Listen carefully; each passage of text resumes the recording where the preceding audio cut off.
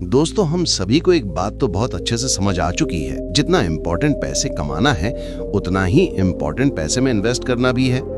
Investment ही एक ऐसा तरीका है जिसे सीखकर हम अपने पैसे को कई गुना बढ़ा सकते हैं और रियलिटी में रियल वाले अमीर बन सकते हैं। रियल अमीर का मतलब सिर्फ दिखावा वाले नहीं, वो अमीर जिसके पास बहुत ही इन्वेस्टमेंट है जिससे वो अपनी असेट बिल्ड कर रहा है, permanent rich.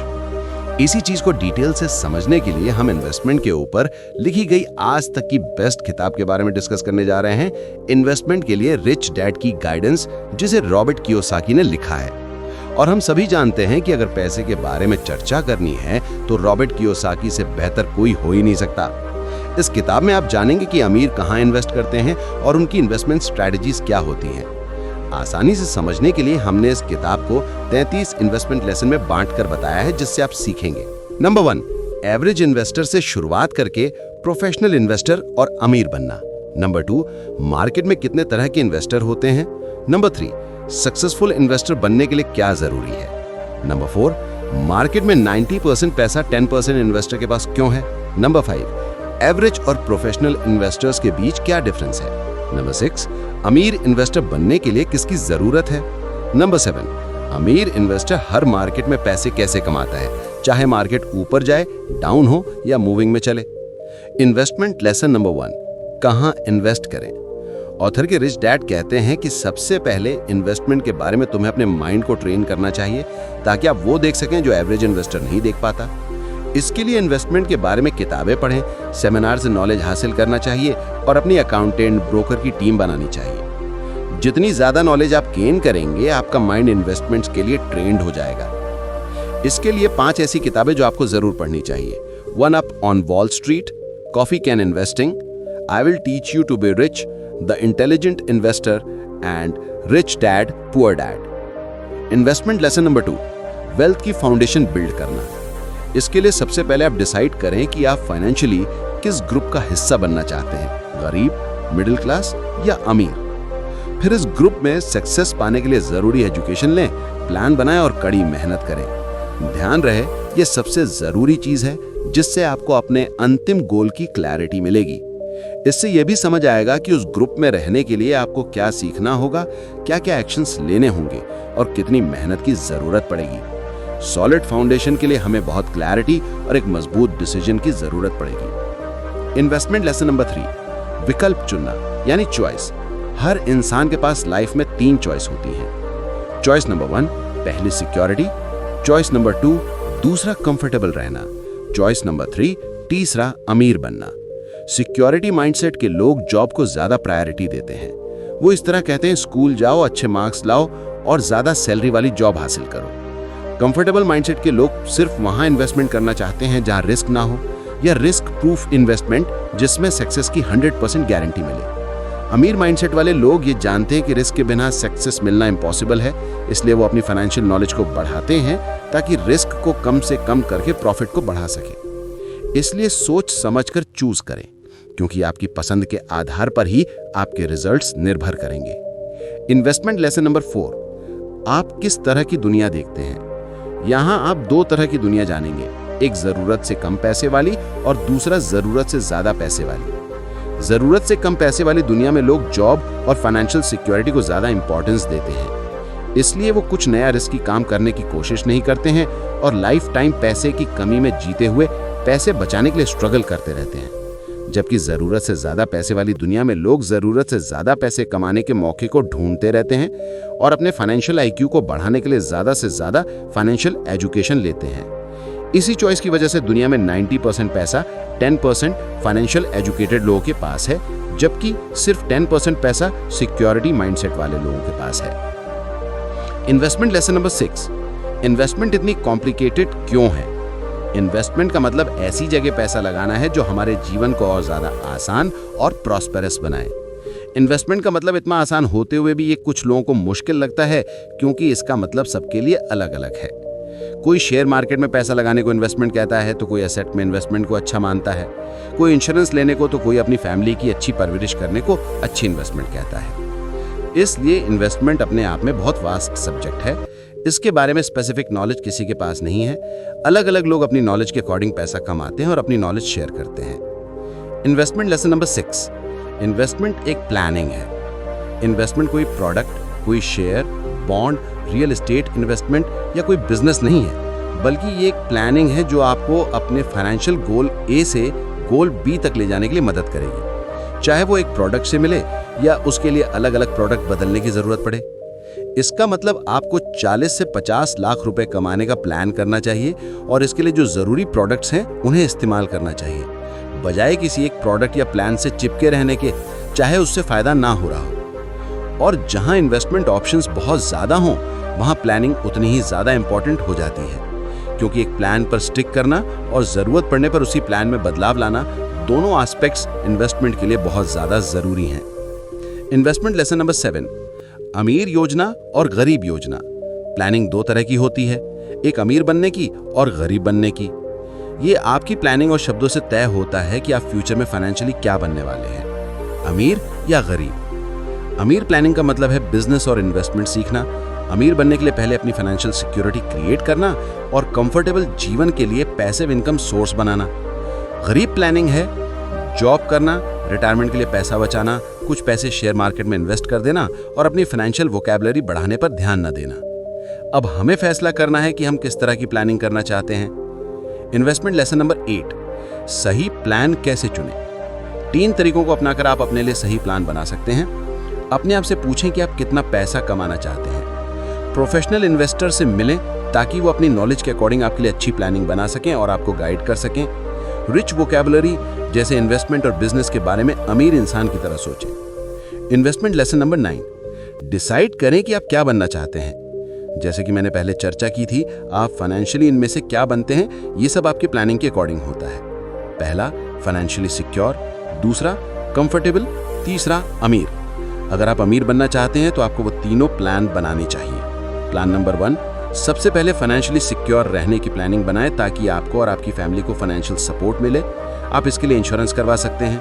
Plan number 2, comfortable जीवन के लिए आपको ऐसा कोई पैसिव इनकम सोर्स बनाना चाहिए जहां से होने वाली इनकम आपके पर्सनल खर्चों से ज्यादा हो, ताकि आप पैसे के लिए काम करने की रैट रेस से बाहर आ सकें और आपको अमीर बनने का टाइम मिले। प्लान नंबर 3, अमीर बनने के लिए पहले इन्वेस्टमेंट के बारे में सीखिए। Investment lesson number 10। Investment risk भरा नहीं है। आमतौर पर लोग इन्वेस्टमेंट को 3 रीजन से रिस्क मानते हैं। रीजन नंबर 1, उन्हें इन्वेस्टमेंट के बारे में जरूरी ट्रेनिंग नहीं मिलती, जिस वजह से कई बार वो अपने इन्वेस्टमेंट में नुकसान उठाते हैं। रीजन नंबर 2, इन्वेस्टमेंट पर कंट्रोल नहीं होता। जिस कंपनी के शेयर या एसेट में वो इन्वेस्ट करते हैं, कम नॉलेज के कारण वो इन्वेस्टमेंट में होने वाले नुकसान को मिनिमाइज नहीं कर पाते। रीजन नंबर 3, ज्यादातर लोग अंदर से इन्वेस्टमेंट नहीं करते। शेयर मार्केट में अंदर से इन्वेस्टमेंट का मतलब किसी कंपनी के बारे में खुद नॉलेज लेना और ठीक से इन्वेस्ट करना है। इन्वेस्टमेंट लेसन नंबर 11, इन्वेस्टमेंट के साथ जीवन में अपना रिस्क कम करें। जब हम जॉब करते हैं या कोई बिजनेस करते हैं तो हमारा परिवार पूरी तरह से हम पर डिपेंड होता है और ये उनके लिए एक बहुत बड़ा रिस्क है, क्योंकि जीवन बहुत ज्यादा अनसर्टन है। इस रिस्क को कम करने के लिए हमारे पास सबसे सुरक्षित और सबसे अच्छा ऑप्शन है term insurance. Investment lesson number 12, investment के basic rules. Rule number 1, basically income कमाने के 3 तरीके होते हैं: एक्टिव इनकम, पोर्टफोलियो इनकम और पैसिव इनकम। अमीर बनने के लिए आपको ज्यादा मेहनत पैसिव और पोर्टफोलियो इनकम के लिए करनी चाहिए। रूल नंबर 2, अपनी एक्टिव इनकम को ऐसे शेयर बिजनेस बनाने या रियल एस्टेट खरीदने में इन्वेस्ट करें जो आपके बिना काम करके पोर्टफोलियो और पैसिव इनकम कमा कर दे। रूल नंबर 3, इन्वेस्ट करते समय हमेशा इंश्योर करें कि आपका प्रिंसिपल अमाउंट सेफ रहे। रूल नंबर 4, एसेट और लायबिलिटी को समझें। एसेट का मतलब वो खर्च जो आपकी जेब में पैसा लाए और लायबिलिटी का मतलब जो आपकी जेब से पैसे निकाले। रूल नंबर 5, प्रोफेशनल इन्वेस्टर अपने इन्वेस्टमेंट के रिस्क और रिवॉर्ड फैक्टर को एनालाइज करके रिस्क को कम करके और प्रॉफिट बढ़ाते हैं। Investment lesson number 13, financial education बढ़ाएं। फाइनेंशियल एजुकेशन बढ़ाने के लिए किसी कंपनी की फाइनेंशियल स्टेटमेंट्स पढ़ें, जैसे इनकम स्टेटमेंट, एक्सपेंसेस स्टेटमेंट्स और एसेट मेकिंग, ताकि किसी कंपनी में इन्वेस्ट करने से पहले उसकी सेल्स और मैनेजमेंट के बारे में पता चल सके। इसके अलावा अपने फाइनेंस को मैनेज करें। ऐसा करने से आपको प्रैक्टिकल नॉलेज मिलेगी। जितना ज्यादा आप नॉलेज बढ़ाएंगे उतना ज्यादा आपको मदद मिलेगी, इसलिए ये बात इस किताब में बार बार बताई गई है। Investment lesson number 14, financial knowledge को आसान बनाइए। जब कोई इन्वेस्टर फाइनेंशियल स्टेटमेंट्स पढ़ने लगता है तो एसेट और लायबिलिटी का अंदाजा लगाना आसान हो जाता है। फाइनेंशियल एजुकेशन के लिए ये 2 बातें याद रखें। पहला, कैश फ्लो आपके पास कैश ला रहा है, अपने एसेट को कैश फ्लो देने वाला बनाएं। एग्जाम्पल के लिए आप घर के रेंट की पेमेंट करते हैं ऐसे में आपके दिए हुए पैसे के बदले कोई फाइनेंशियल रिटर्न नहीं मिलता तो ये लायबिलिटी हुई। दूसरी ओर आप एक अपार्टमेंट खरीदकर उसे किराए पर दे देते हैं। मान लें उसकी मंथली मैनेजमेंट कॉस्ट 2000 रुपए है और मंथली रेंट 10,000 रुपए आ रहा है, तो इससे होने वाली 8,000 रुपए की एक्स्ट्रा इनकम आपके लिए कैश फ्लो बनेगी। हो सकता है अभी इसको लेने के लिए आपको लोन लेना पड़े, लेकिन जब लोन खत्म होगा तो ये हेल्प होगी। या फिर बिना लोन के घर खरीदने के बारे में सोचें। इन्वेस्टमेंट लेसन नंबर 16, गलतियों का मैजिक। मिस्टेक्स सक्सेस का एक हिस्सा है। जो गलती से बचे रहने की कोशिश करते हैं वो इन्वेस्टमेंट और बिजनेस के बारे में जरूरी लेसन्स नहीं सीख पाते और लाइफ टाइम स्ट्रगल करते हैं। गलती ना करना ऑथर के पुअर डैड की तरह है, जो ऑथर से अक्सर पैसे को लेकर ऐसी बात कहते थे कि मैं कोई फाइनेंशियल रिस्क नहीं लूंगा क्योंकि मैं पैसा नहीं खोना चाहता। इसी तरह बेसिक इन्वेस्टमेंट और मैनेजमेंट की एजुकेशन नहीं लेना, सिर्फ प्रॉफिट पर ध्यान देना भी फेलियर की तरफ ले जा सकता है। दूसरी तरफ ऑथर के रिच डैड फाइनेंस इन्वेस्टमेंट अमीर लोगों की वोकैबुलरी सीखते और अननोन फील्ड्स को ट्राई करते रहते थे। छोटी छोटी गलतियां करने से नहीं डरते थे, उनसे सीखते और अगली बार बेटर परफॉर्म करते थे। इन्वेस्टमेंट लेसन नंबर 17, अमीर बनने की कीमत। अगर कोई इंसान सोचता है कि पैसा कमाना मुश्किल है तो उसके लिए झूठ भी सच है। दूसरी तरफ कोई सोचता है दुनिया में बहुत सारा पैसा मौजूद है और मुझे अपनी फाइनेंशियल एजुकेशन बढ़ाने की जरूरत है ताकि मैं मनचाही इनकम कमा सकूं। ये बात भी उसके लिए सच है, क्योंकि जैसा आप इस दुनिया को मानते हैं दुनिया वैसी है। ऐसा माइंडसेट डेवलप करने के लिए हम्बल बने, लोगों की सेवा की भावना से काम करें और ज्यादा लोगों को सर्व करें और ज्यादा लोगों की प्रॉब्लम्स को सॉल्व करें। ऐसा करने से बदले में आपको अच्छी पेमेंट मिलेगी और आपके लिए अमीर बनना आसान और तेज हो जाएगा। जितनी जल्दी हो सके 3 E's को हासिल करें। पहला E एजुकेशन, दूसरा है E एक्सपीरियंस और तीसरा E excess money for investment. इसके अलावा मनी मैनेजमेंट, कैश फ्लो और इन्वेस्टमेंट के बारे में लगातार सीखते रहें। Investment lesson number 17, 90-10 puzzle. यहाँ पर ऑथर उन 10% इन्वेस्टर्स के बीच में डिफरेंस बताते हैं जिनके पास 90% पैसा है और बाकी 90% जो सिर्फ 10% पैसे कमाते हैं। जो 10% इन्वेस्टर 90% पैसा कमाते हैं वो ज्यादा एसेट बनाने पर ध्यान देते हैं। वे अपने 3 E's को बढ़ाते हैं ताकि अपना बिजनेस या एसेट बना सके। एग्जाम्पल के लिए कंपनी बनाना, उसका IPO इश्यू करना और मार्केट में उसके शेयर बेचना। साथ ही साथ ये 90% पैसे के मालिक 10% दूसरी कंपनी के शेयर एसेट में इन्वेस्ट तो करते हैं, लेकिन पहले खुद की कंपनी या एसेट जरूर बनाते हैं।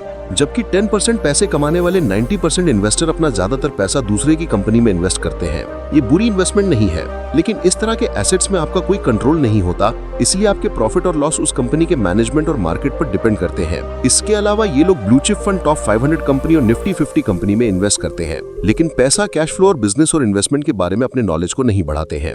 इन्वेस्टमेंट लेसन नंबर 18, 90-10 पजल को सॉल्व करना।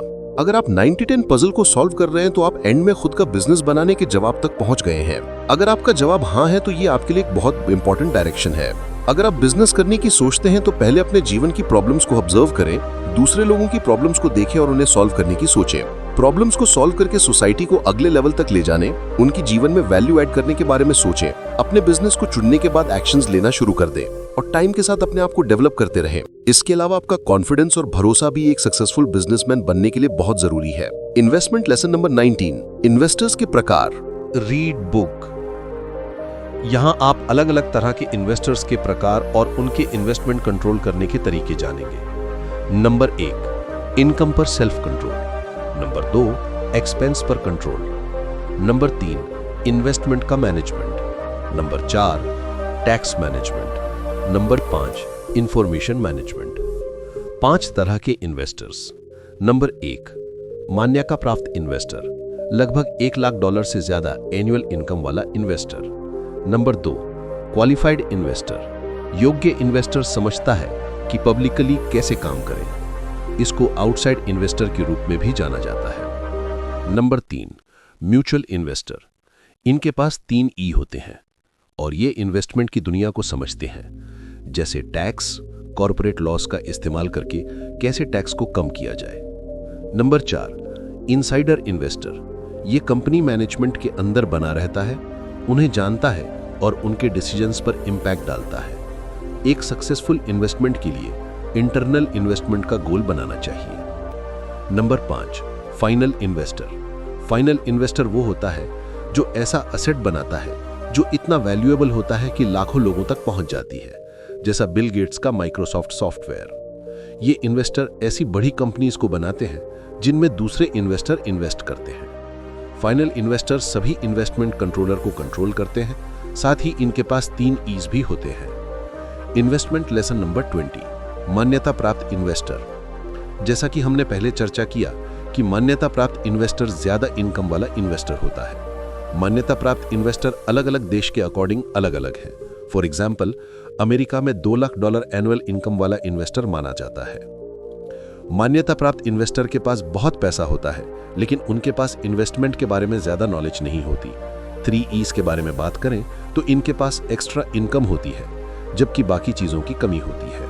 यहां ज्यादा रिस्क वाले इन्वेस्ट भी कर देते हैं। Investment lesson number 21, qualified investor. एक ऐसा इंसान जिसके पास पैसा है और साथ ही इन्वेस्टमेंट के बारे में कुछ नॉलेज होती है, क्वालिफाइड इन्वेस्टर कहलाता है। क्वालिफाइड इन्वेस्टर का इन चीजों पर कंट्रोल होता है। नंबर 1, अपने आप पर। नंबर 2, इनकम, एक्सपेंस, एसेट और लायबिलिटी पर। नंबर 3, खरीदने और बेचने पर। इसमें 3 E's इस तरह होते हैं। नंबर 1, एजुकेशन होती है। नंबर 2, एक्सपीरियंस कोई नहीं। नंबर 3, एक्स्ट्रा इनकम बहुत कम। इन्वेस्टमेंट लेसन नंबर 22, पारस्परिक निवेशक। म्यूचुअल इन्वेस्टर उतना ही जानता है जितना क्वालिफाइड इन्वेस्टर, लेकिन इसे टैक्स और कॉर्पोरेट लॉस के बारे में भी अच्छी जानकारी होती है। ये इन्वेस्टमेंट का अच्छा लेवल है। अगर कोई यहाँ है तो अप डाउन या मूविंग मार्केट में लाखों डॉलर बनाना मुश्किल नहीं है, और कई अमीर लोग इस लेवल के होते हैं। इन्वेस्टमेंट लेसन नंबर 23, अंदरूनी निवेशक। अंदरूनी निवेशक इन्वेस्टमेंट के अंदर होते हैं और इन्वेस्टमेंट या कंपनी के मैनेजमेंट और डिसीजंस कंट्रोल करते हैं। एग्जाम्पल के लिए इनके अपने बिजनेस के रूप में, मालिक के रूप में कंट्रोल होता है, या दूसरी कंपनी के सबसे बड़े शेयर होल्डर बनकर कंट्रोल करते हैं। ज्यादातर ऐसे इन्वेस्टर इंटरनेशनल होते हैं। इनसाइडर इन्वेस्टर के पास 3 E's भी मौजूद होते हैं। इन्वेस्टमेंट लेसन नंबर 24, अंतिम निवेशक। अंतिम निवेशक वो होता है जो ऐसा असेट बनाता है जो इतना वैल्यूएबल होता है कि लाखों लोगों तक पहुंच जाती है, जैसा बिल गेट्स का माइक्रोसॉफ्ट सॉफ्टवेयर। ये इन्वेस्टर ऐसी बड़ी कंपनीज को बनाते हैं जिनमें दूसरे इन्वेस्टर इन्वेस्ट करते हैं।